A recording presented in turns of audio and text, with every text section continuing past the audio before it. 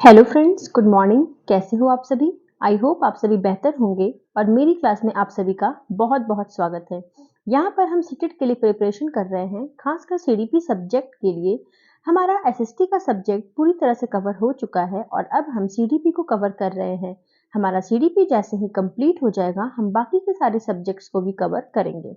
मेरे चैनल पर आपको एंशिएंट हिस्ट्री से जुड़ी बहुत से टॉपिक्स देखने को मिलेंगी और मुझे यकीन है कि अगर आपने उन टॉपिक्स में से किसी एक को भी अच्छे से देख लिया तो आपको किसी दूसरे की वीडियो देखने की जरूरत नहीं पड़ेगी। चलिए वीडियो को स्टार्ट करते हैं। बाल्यावस्था से क्या अभिप्राय है? यह एक सामाजिक संरचना है। Option 1 is the right answer.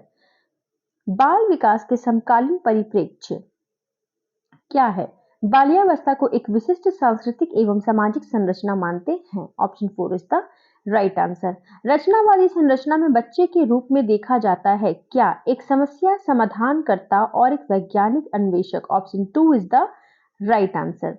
Jean पियाजे के अनुसार निम्नलिखित में से किस चरण में एक बच्चा अमूर्त प्रस्तावों के बारे में तार्किक रूप से सोचने लगता है? औपचारिक, अमूर्त, संक्रियात्मक वर्ष और उससे अधिक। Option 4 is the right answer. Anita cake बनाने की प्रक्रिया को समझने के लिए एक यूट्यूब वीडियो को देखती है और फिर बिल्कुल उसी तरह चरण अपनाकर एक केक बनाती है। इस तरह के सीखने की प्रक्रिया को क्या कहेंगे? अवलोकन, अधिगम। Option 2 is the right answer. एक बालक को 20 भूरे रंग के लकड़ी के मनके और 2 सफेद रंग के लकड़ी के मनके दिए जाते हैं। बालक से पूछा जाता है, तुम्हारे पास सफेद लकड़ी के अधिक मनके हैं, भूरे रंग के अधिक मनके हैं। बालक कहता है, भूरे रंग के मनके अधिक है। पियाजे के संज्ञानात्मक विकास सिद्धांत के अनुसार बालक कौन सी अवस्था में है? पूर्व संक्रियात्मक। Option 2 is the right answer. Leo Vygotsky के अनुसार एक शिक्षिका की प्राथमिक भूमिका क्या है? बच्चों के चिंतन को आलंबन पाड़ प्रदान करना। Option 2 is the right answer. Leo Vygotsky के अनुसार संज्ञानात्मक विकास को प्रभावित करने वाला मुख्य कारक क्या है? सामाजिक अंतःक्रिया। Option 3 is the right answer. एक किशोर विचार करता है कि हिंज अपनी पत्नी को बचाने के लिए सब कुछ नहीं करता है, तो वह किसी मूल्य को जीवन से अधिक मूल्य देता है। यह प्रक्रिया नैतिक विकास के किस स्तर को दर्शाती है? सार्वभौम नैतिक सिद्धांत, अधिमुखता। Option 4 is the right answer. प्रगतिशील सिद्धांतों पर आधारित एक विद्यालय में विद्यालय की छुट्टियां और जनजातीय त्योहार एक ही समय पड़ते हैं तथा साप्ताहिक अवकाश भी साप्ताहिक बाजार वाले दिन होते हैं। यह क्या दर्शाता है? विद्यालय व्यवस्था में लचीलापन। Option 2 is the right answer. Next, Howard Gardner के बहुबुद्धि सिद्धांत के अनुसार अपनी भावनात्मक अवस्था, संवेगों और अभिप्रेरणाओं के बारे में जागरूक रहने की योग्यता को क्या कहा जाता है? अंतःव्यक्तिगत बुद्धि। Option 4 is the right answer. Gender schema सिद्धांत निम्न में से किसकी व्याख्या करता है? बच्चे जेंडर भूमिकाएं कैसे सीखते हैं? Option 1 is the right answer. अपनी पीढ़ी में पहली बार विद्यालय जाकर पढ़ने वाले विद्यार्थी का समर्थन करने के लिए एक अध्यापिका को क्या करना चाहिए? उसके सामाजिक सांस्कृतिक परिवेश को सम्मानजनक महत्व देते हुए क्रियाकलाप तैयार करने चाहिए। Option 3 is the right answer. राष्ट्रीय शिक्षा नीति 2020 एनईपी नेशनल एजुकेशन पॉलिसी के संदर्भ में आकलन के बारे में निम्न में से कौन सा कथन सही है?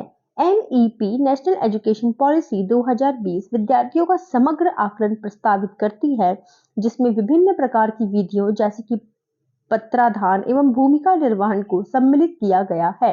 Option 3 is the right answer. Next, निम्न में से कौन सी शिक्षा शास्त्रीय योजना संरचनात्मक चिंतन में वृद्धि करती है? मानस मंथन करना। Option 2 is the right answer.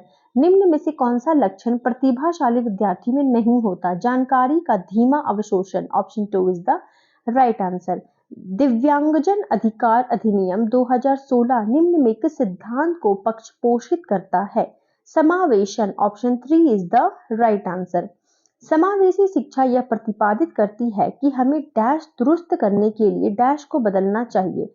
तंत्र प्रणाली को दुरुस्त करने के लिए अधिगमकर्ता को बदलना चाहिए। Option 1 is the right answer. वह अवस्था जिसमें संख्या क्रम को याद करने किन्हीं दो संख्याओं की तुलना करने और संख्या संप्रत्ययों का उनके सांकेतिक रूप में संबंध स्थापित करने में कठिनाई हो क्या कहलाता है? गुणज वैफल्य। Option 2 is the right answer. निम्न में से कौन सा कारक चलन दिव्यांगता वाले विद्यार्थियों के समावेशन में बाधक है? अगम्य आधारभूत संरचना। Option 2 is the right answer. जब कक्षा का वातावरण सकारात्मक होता है तब अधिगमकर्ताओं को ज्ञात होता है कि वे अपनी दिखावट, व्यक्तित्व या सफलता से परे होकर एक व्यक्ति के तौर पर समादृत है। Option 1 is the right answer. विद्यार्थियों का पूर्व ज्ञान और समझ शिक्षण अधिगम प्रक्रिया को सहज बनाते हैं। Option 2 is the right answer.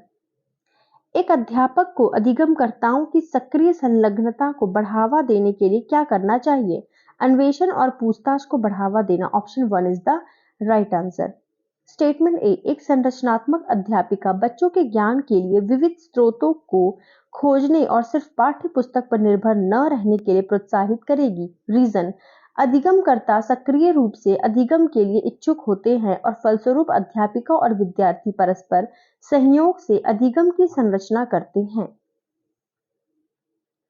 सही विकल्प चुने। ए और आर दोनों सही हैं और आर सही व्याख्या करता है ए की। Option 1 is the right answer. Next, वास्तविक जीवन की समस्याओं पर चर्चा को सुसाध्य करने और विद्यार्थियों को विविध परिप्रेक्ष्यों पर चिंतनशील होने के लिए प्रोत्साहित करने से विद्यार्थी में डैश का विकास करने में मदद मिलेगी।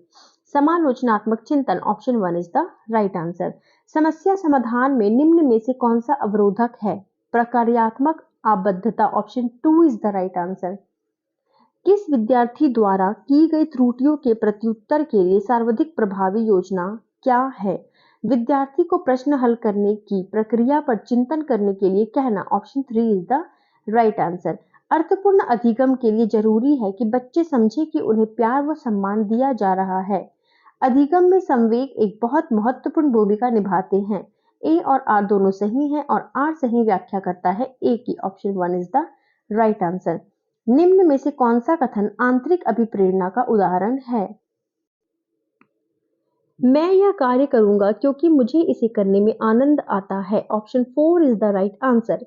विद्यालय में बच्चों की सफलता में कौन सा कारक बाधा उत्पन्न करता है? कठोर पाठ्यचर्या। Option 1 is the right answer. So friends, ये था आज का लास्ट क्वेश्चन। चलिए मिलते हैं अगले सेट में अगले क्वेश्चन के साथ। Thank you so much.